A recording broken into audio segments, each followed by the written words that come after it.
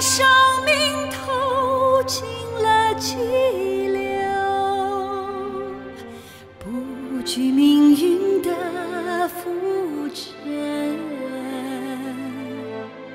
你在苦难路上行走，风里雨里不回头。你的脸上写满了春秋，心中装满了宽厚。你的身影迎着朝阳，天高云淡不言愁。黄河滩上走着我的娘，娘的血在我身上流淌，黄土地上矗立着我的娘，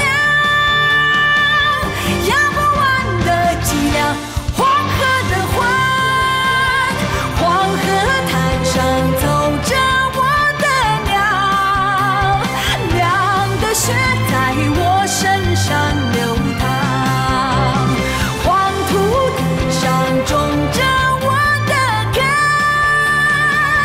压不完的脊梁，黄河的魂，黄土地上种着我的根，压不完的脊梁，黄河的魂。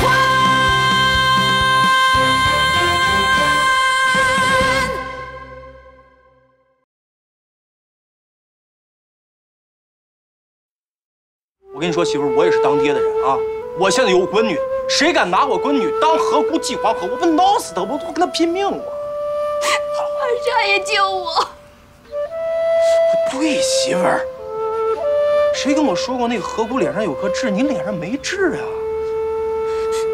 在这儿呢。啊？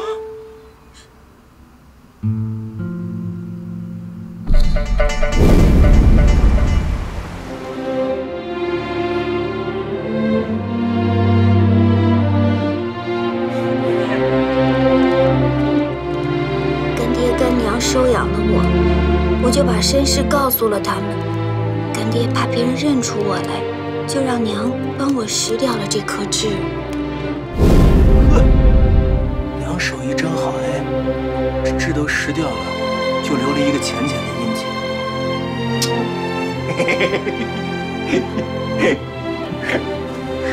二少爷，这回你知道我为什么不能跟你回龙家了吧？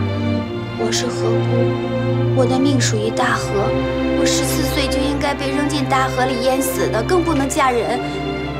可是二少爷好不容易活下来了，现在又有2个孩子，孩子又小，不能没有娘啊！二少爷，不是你到底怕什么？人娘都把你痣给你拾掉了，是不是啊？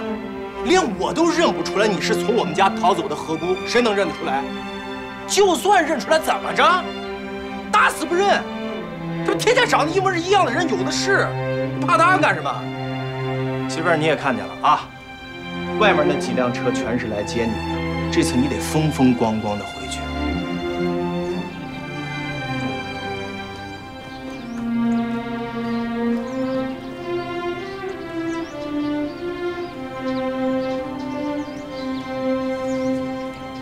二少奶奶，是啊，管家。那天是啊，那天都是误会，一家人都是一家人。潘地招娣，过来。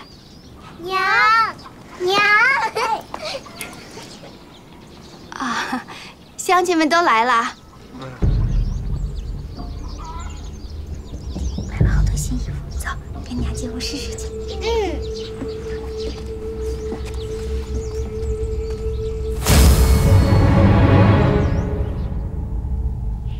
竟有这等事儿，老婆子，你有几成把握？几9成。您派我去，那可是派对了。我在龙家30年了，英子7岁被老夫人选中，每个月的初1、15都得坐在那儿当活菩萨，我们都得给他烧香磕头，好几年呢。我起码见过他100多面，哪还能看错了？我说嘛，一个堂堂龙家2少爷，竟然被一个村姑给迷住了，一走还是10年，原来是个妖精，妖精。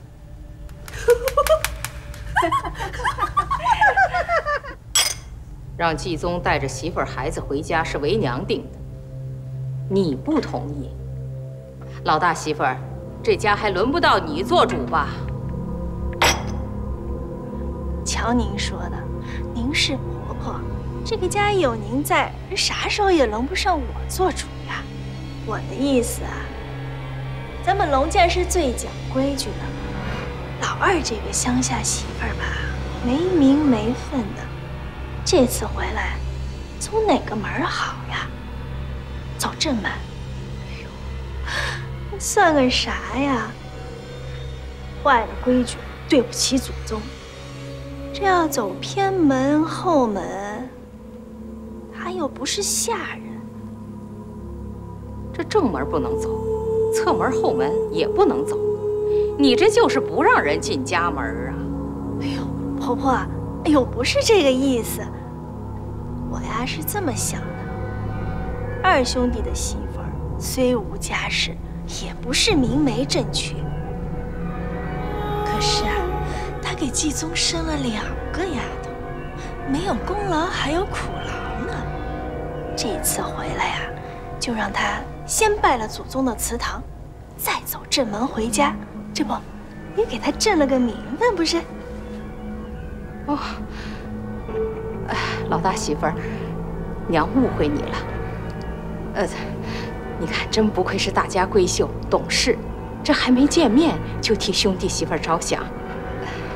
娘刚才不该发脾气，娘也是盼着你们妯娌间和睦，你别见怪啊。哎呦，您呀是我婆婆，我是您儿媳妇儿，您还不是想骂就骂，我哪敢见您的怪呀，是不是？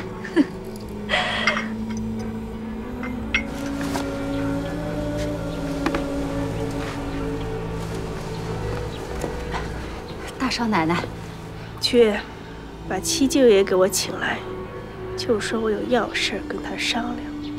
是。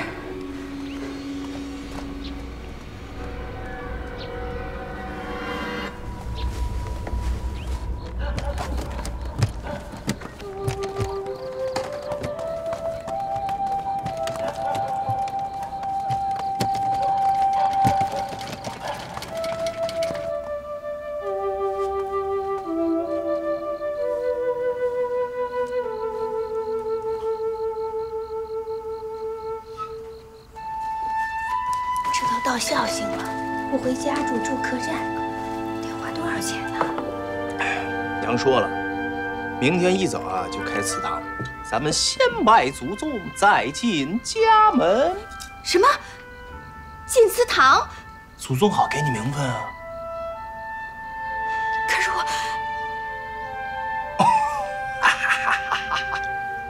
来，媳妇儿。我知道你在龙家祠堂待过，咱们说好了吗？打死都不能认。明天回到龙家，就等大姑娘上轿头一遭，知道吗？我还是有点怕。哎呀，娘子不要怕，喝杯酒压压惊吧。我不能喝酒。为啥不能喝？我真不能喝。什么你不能喝？你喝起来能喝到我8个龙脊宗，你不能喝，喝一杯。我最近有点恶心。为啥恶心啊？哎呀，我又有了呗。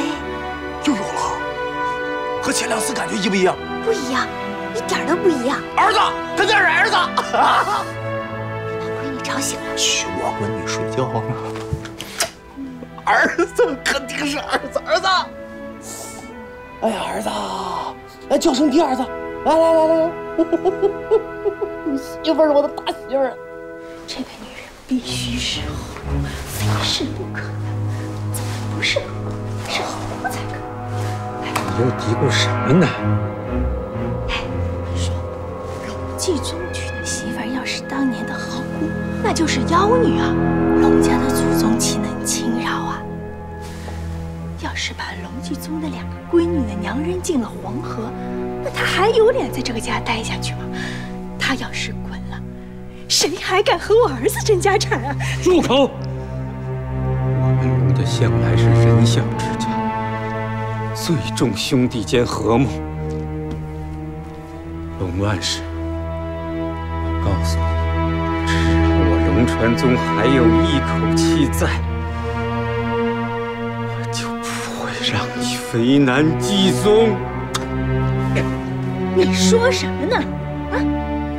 我是你媳妇儿，你儿子他娘，你还防着我为难你兄弟，你怎么不防着他呀？他龙继宗号称当年是离家出走，这一走就是10年，早不回来晚不回来，偏偏这个时候回来，为什么呀？还不是知道省城的杨医生给你下了诊断，他是回来等你死的，他好独霸龙家的家业。哎，媳妇儿，你说你深更半夜的不睡觉，你折腾什么啊？你说真没有人能认出我来吗？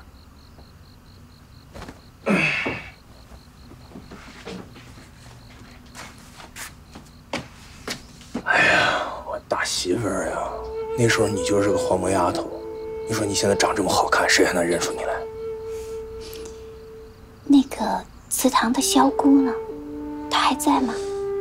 萧姑，她如果活着，应该有70多岁了。70多岁，说不定早死了。别瞎说，她一定还活着。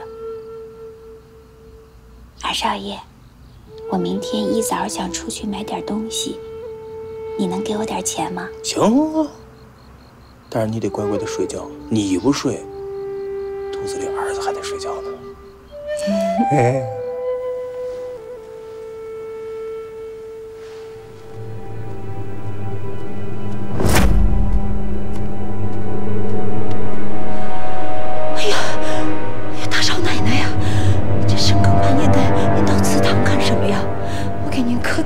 免了，把手伸出来。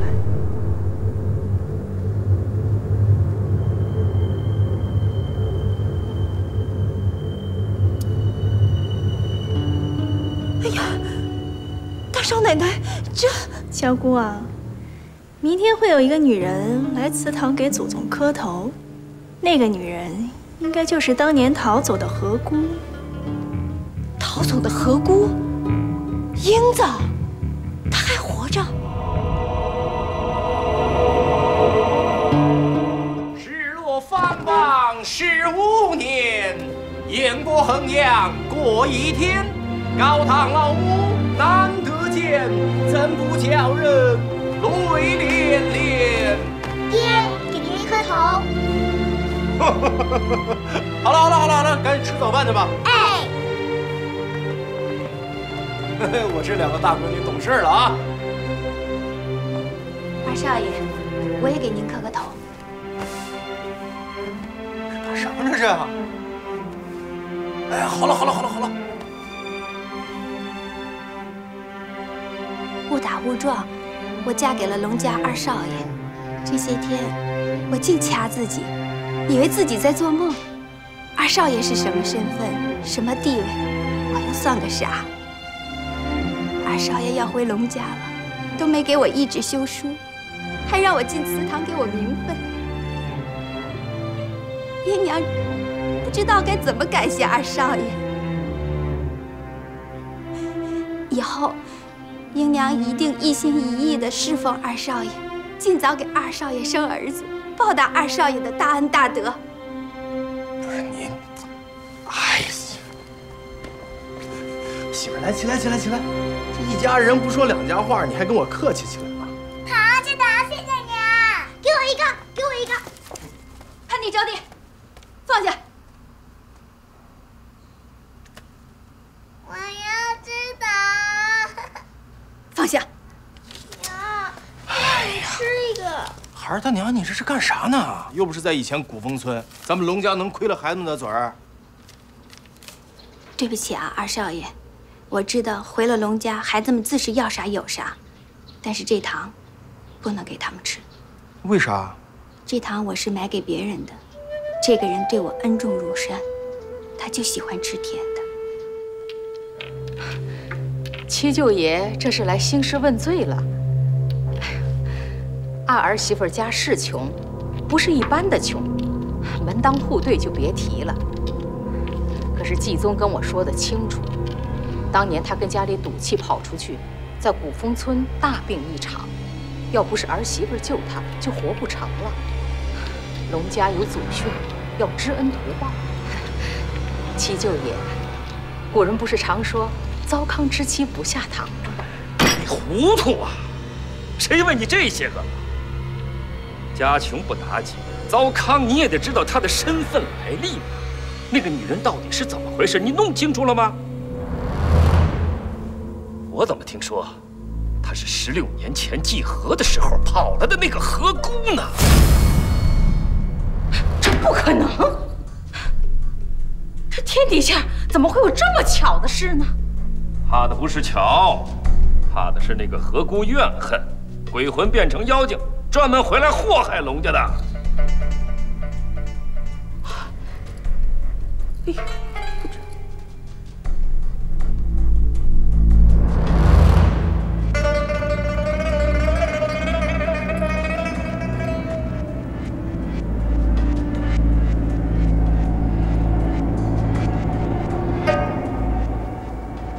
老大媳妇儿，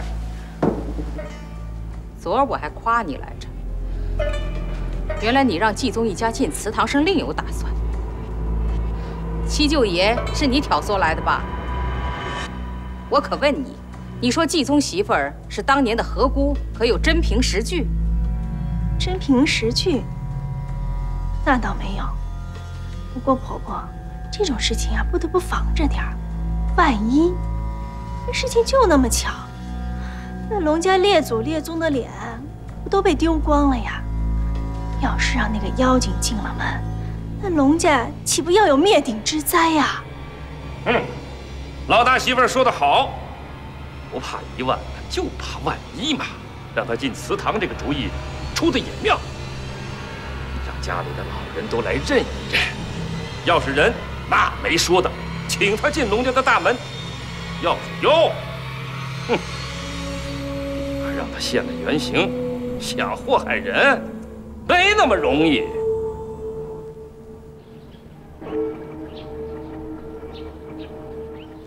哎呀！来！看，这就是爹的家，好大的门啊！真的。这俩傻闺女说什么呢？什么叫爹的家？这往后就是咱的家了啊！不过现在不能进这门，得去那儿给祖宗呀磕头认祖归宗。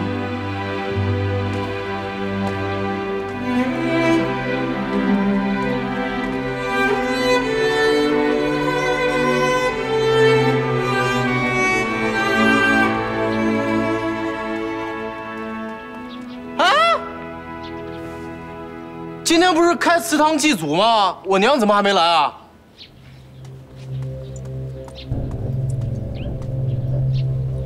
回二少爷，开祠堂那么大的事儿，族里的宗亲长辈可都得到。所以夫人的意思是，等他们到齐了，再一块儿过来。劳烦二少爷，您在这候着。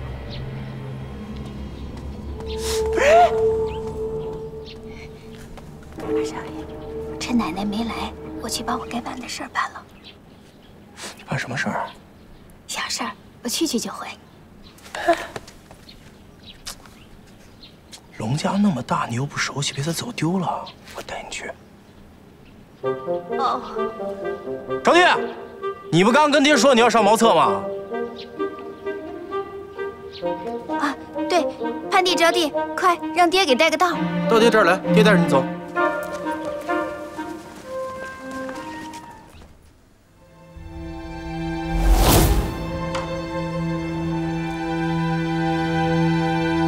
小姑，小姑。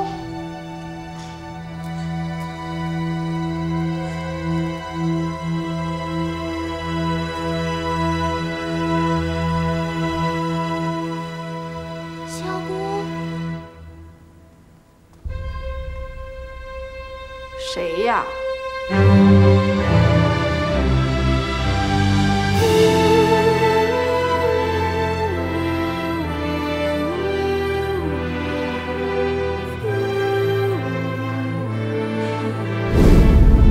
喜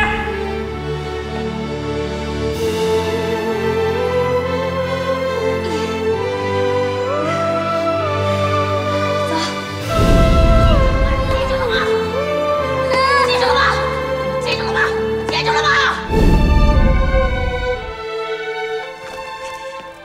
小姑，英子，姑，真的是你，你没死啊？哥，你还认得出啊？姑当然认得出，可你脸上的痣，我把痣洗掉了，我以为没有痣就没有人能认出我来了。 傻孩子，你回来干什么呀？啊，你不想活了？姑，不怕，我嫁给二少爷了。二少爷对我可好了，他跟我说，只要有他在，让我什么都不用怕。姑。 硬朗朗的，真好。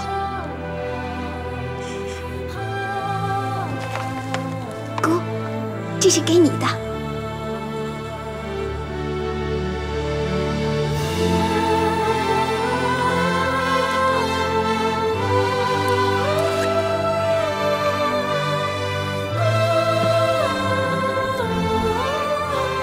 姑，16年没见你了。 我想你。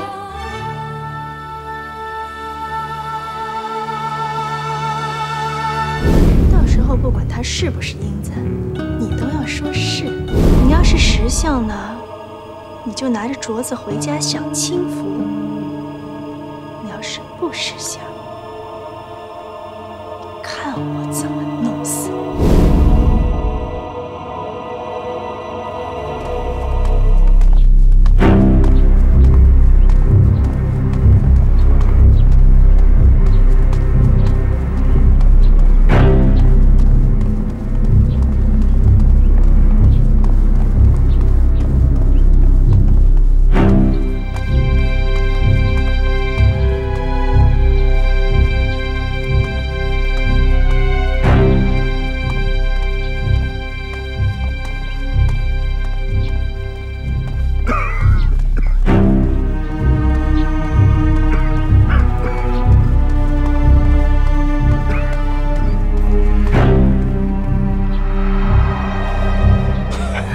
媳妇儿，什么都别怕啊，万事有你爷们儿在。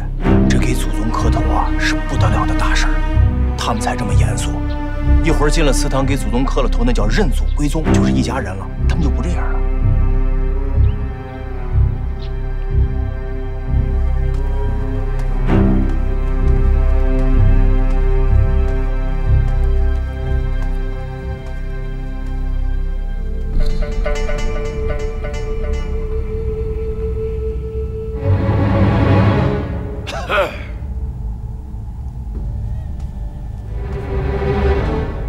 王继宗，今天你娘请来了龙家的各位宗亲和长辈，为的是看看你带回来的这个女人。是七舅爷说的对，我带着我媳妇儿和闺女儿给祖宗磕完头之后，是应该给各位宗亲见礼。给祖宗磕头，回答。有人说，这个女人是龙家16年前逃走的河姑。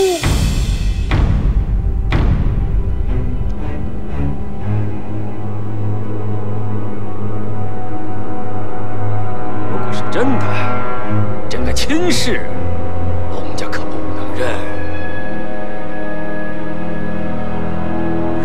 有人说，谁说？这不胡说八道吗？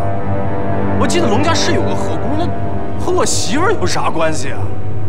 龙继宗，这个女人是不是当年逃走的河姑，你说了不算。今天请来了这么多宗亲，大伙儿当年也都见过那个河姑，就请大家一起来认认人，也帮龙家的祖宗好好断断。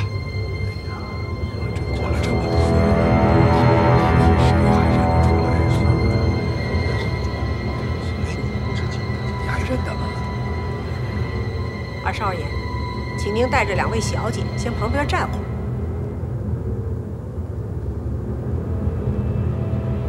文女儿，来，过来。你往前走几步。媳妇儿别怕，上去给他们看看。去啊！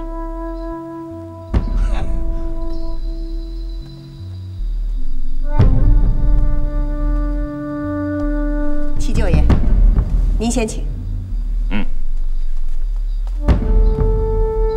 这位孩子的娘，我是龙家长辈，先给你抱个拳，算是得罪了。你要不是当年逃跑的河姑英子，我自会鞠躬认错，龙家大摆宴席迎你入门。可你要是当年的河姑，那就对不住了。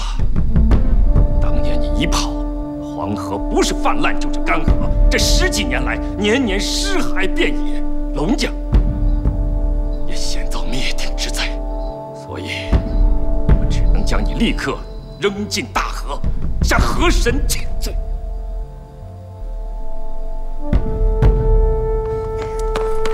你个臭老头，你凭什么要把我娘扔进大河？阿弟，不许多嘴，回爹那儿去。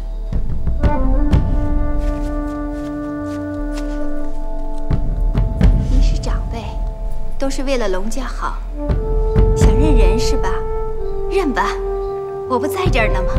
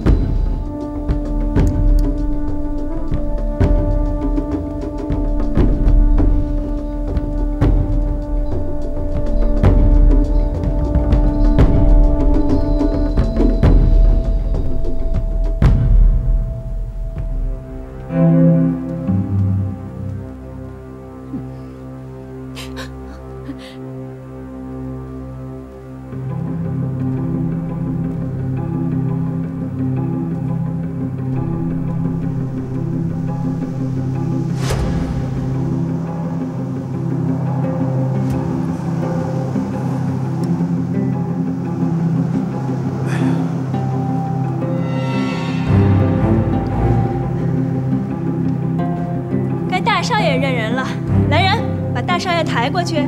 不用了，我已经看清楚。夫人，宗亲们都看完了，就差您了。你走近点儿，好让夫人看清楚了。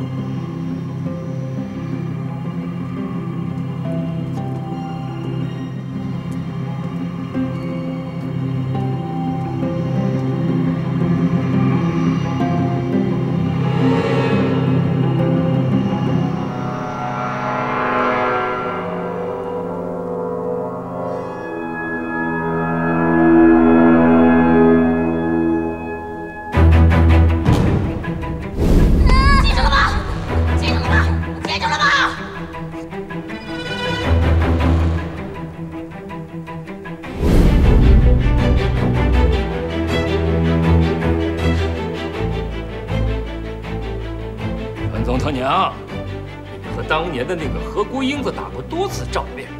你先说吧，这个是英子不是？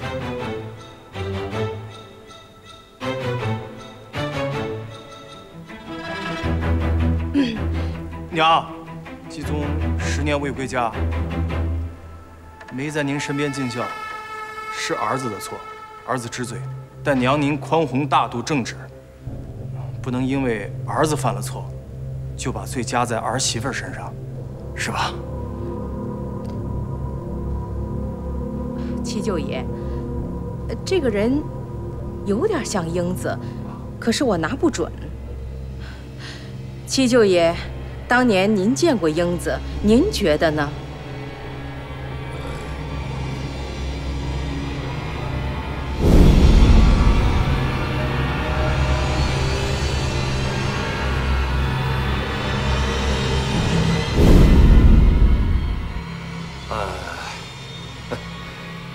我原本看着也有点含糊的，他的脸上没痣，可刚才有人验过了，他的脸上有个疤。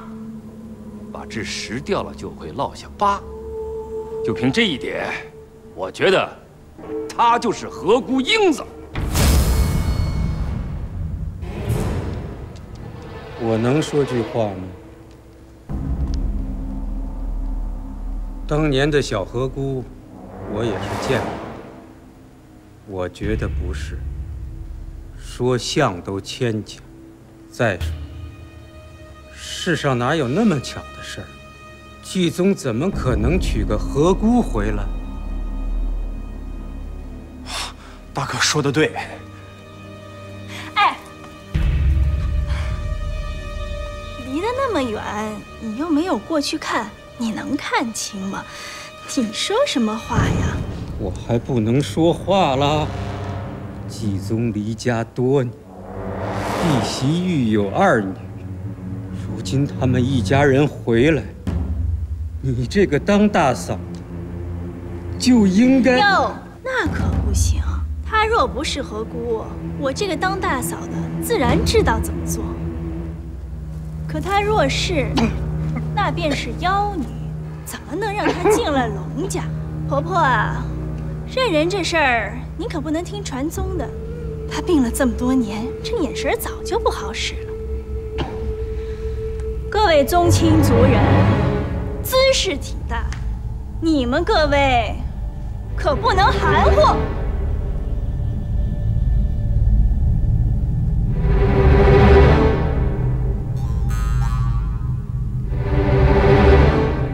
娘，您是龙家的当家人，现在要看我大嫂的脸色啊。媳妇儿，先回来吧，让各位宗亲先商量商量。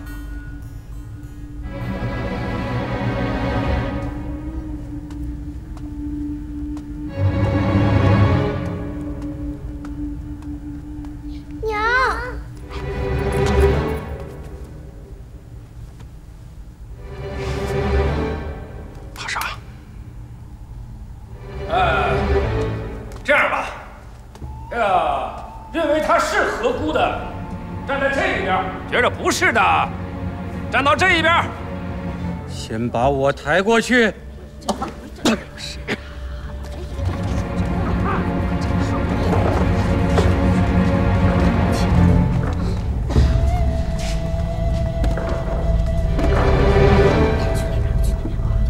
你去那边啊？行。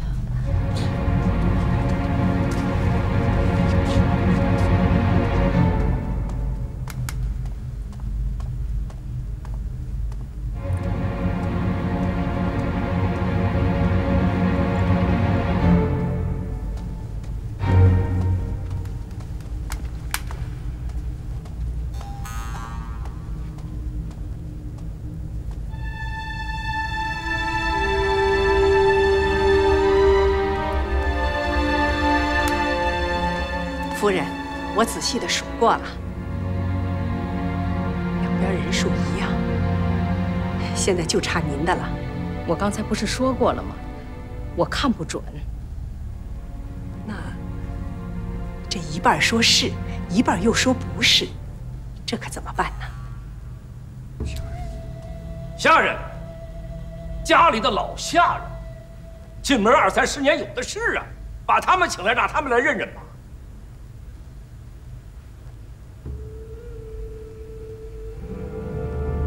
就按七舅爷说的，传下人。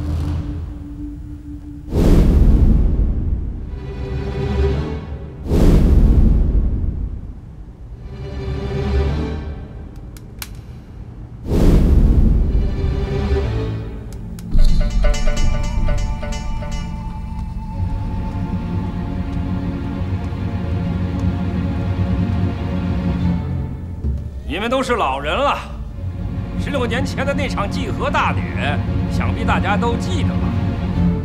站在面前的这个女人，是不是当年跑了的河姑？请大家说说吧。我看就是她呀。我当年见过，就是她。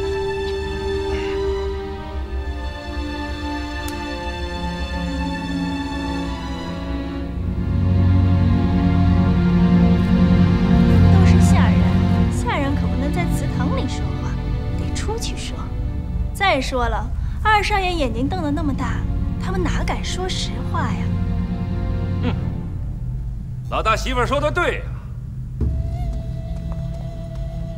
下人们都出去，都到院子里去。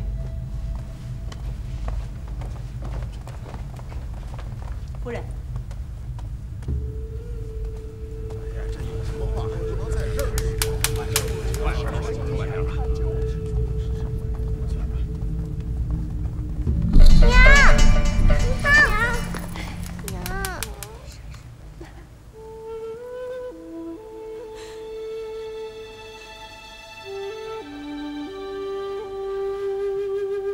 二弟，大哥，二弟，10年不见，你终于回来了。大哥，这么多年不见，你好些了没有？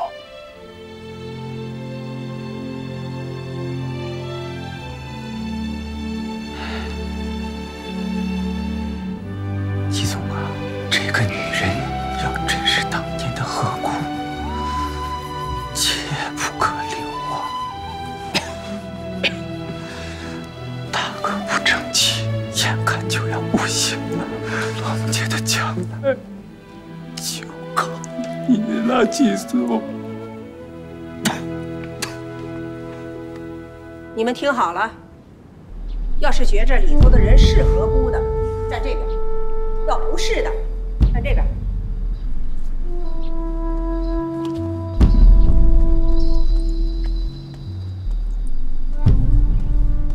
夫人，这边呢15位，这边14。要这么着，多数人觉着里边那人他就是。夫人，您看。等等，寿文家，我腿脚慢。里边那位二少奶奶可不是当年的英子，我站这边。啊，那要是加上龙福。这两边人又一样了，这怎么办呢？荣福不能算。大家都知道，季宗从小就是龙福带大的，一定是季宗啊，事先就跟他说好了。大少奶奶，我龙福端龙家的饭碗端了一辈子了，该怎么做才能报答龙家的大恩大德？我心里边明镜似的。我凭良心说，祠堂里的二少奶奶。她不是河姑英子，夫人，龙福斗胆地说句话，二少爷从小是我带大的，我最理解他的脾气秉性。之前您是说好了，让他带着妻女风风光光的回家，可现在咱们这么认人，他要是火了，带着二少奶奶走了，您可……哎呦，什么二少奶奶呀？谁承认了？这不认人还没认完呢。哎呀，够了，龙万氏，这么多宗亲长辈都在，你是长房媳妇儿，注意点分寸。龙福说的是，既然宗亲长辈没认出个结果，下人们又是一半一半，那就算了。继宗离开家10几年，这好不容易回来，我们这么做确实不好。怎么能说认人没结果呢？我还没认呢。我说他真是。胡闹！你啥时候进的门？16年前的何姑你见过？我是没见过，可是有一个人见过呀。祠堂里的萧姑，在我们龙家60年了，与当年的何姑英子朝夕相处了7年，他总能认准吧？对呀，说的是没错。对，祠堂里的老姑子姓萧的，他还活着吧？啊，活着呢。让他来认，人报错不了。对呀，把他找来呀。也好。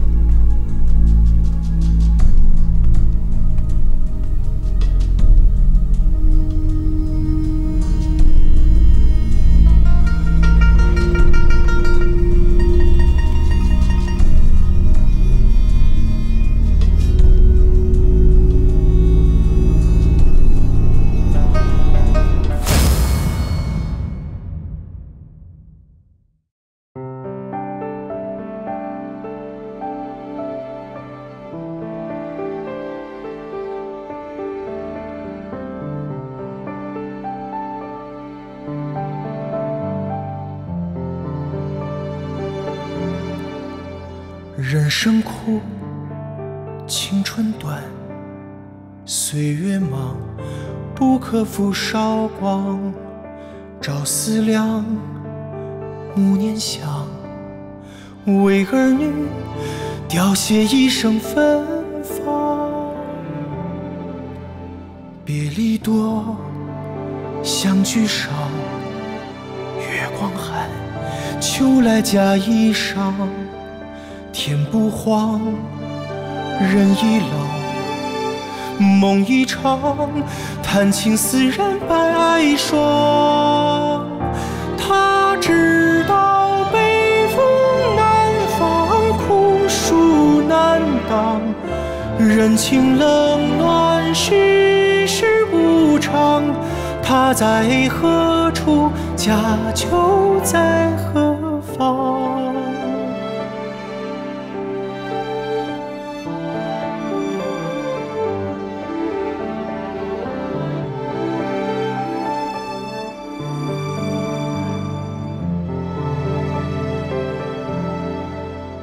人生苦，青春短，岁月忙，不可负韶光。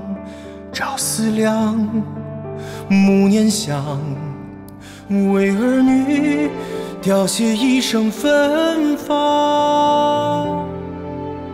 别离多，相聚少，月光寒，秋来加衣裳。天不黄，人已老，梦一场，谈情似染白霜。他知道北风南方苦暑难当，人情冷暖世事无常。他在何处，家就在何方。知道命运坎坷，不必悲伤。人世沧桑，谁能再多的患难，心不曾绝望。他在何处家就